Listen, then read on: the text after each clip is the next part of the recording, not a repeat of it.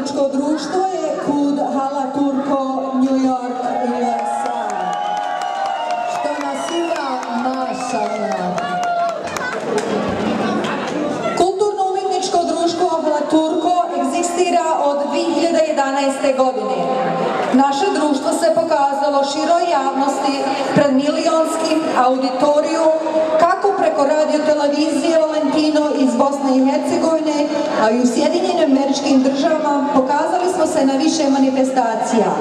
Ne možemo da kažemo, a da ne spomenemo naše vrijedne roditelje koji su podrška uz ovu našu djecu.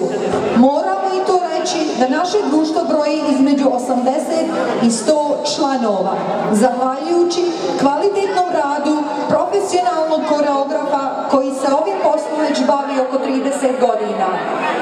I ispratio je mnoge generacije i uzraste sa kvalitetnim igranjem. Njegovo ime je gospodin Samir Handanović.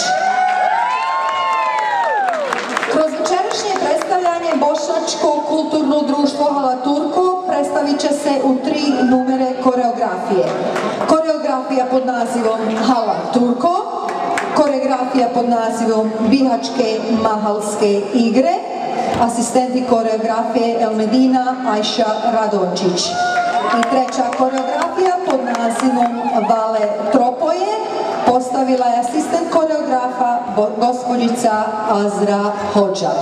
Jedan aplauz za Kud Hala Turko.